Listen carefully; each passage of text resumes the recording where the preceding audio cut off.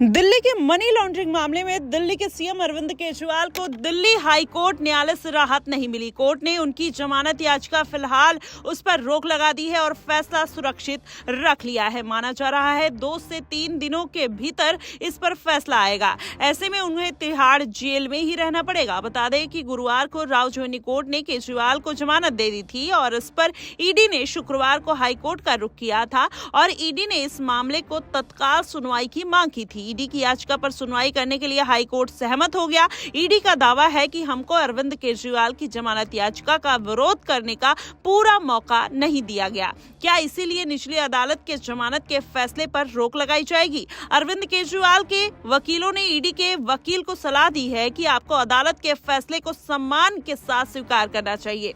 High court की सुनवाई के बाद अब साफ होगा कि अरविंद केजरीवाल आज रिहा होंगे या नहीं, लेकिन ऐसा कुछ नहीं देखने को मिला।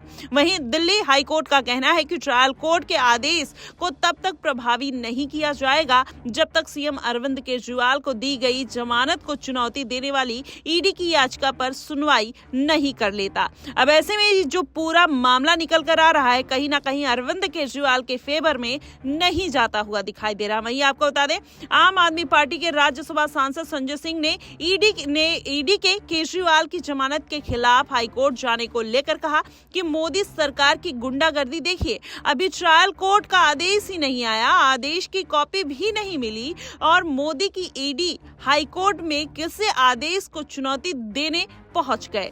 ये क्या हो रहा है इस देश में? न्याय व्यवस्था का मजाक क्यों बना रही है मोदी सरकार? मोदी जी, पूरा देश आपको देख रहा है, आप ऐसे काम क्यों कर रहे हैं?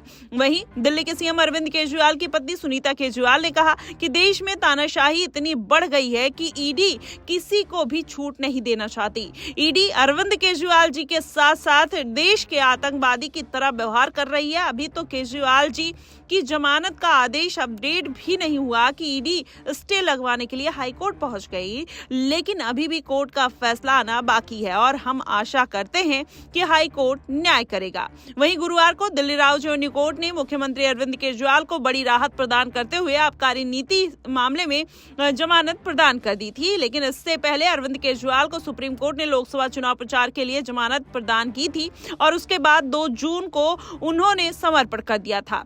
और अगर पूरा मामला देखा जाए तो ये इससे पहले उन्होंने दिन में अपने ही पक्षों का तर्क रखा था, जिसके बाद उनका फैसला अब सुरक्षित रख लिया गया है। उन्होंने कल ही स्पष्ट किया था कि वे पूरी बहस होने के बाद ही तुरंत फैसला कोर्ट सुनाएगी और यह मामला बहुत हाई प्रोफाइल है, ये कोर्ट का कहना था।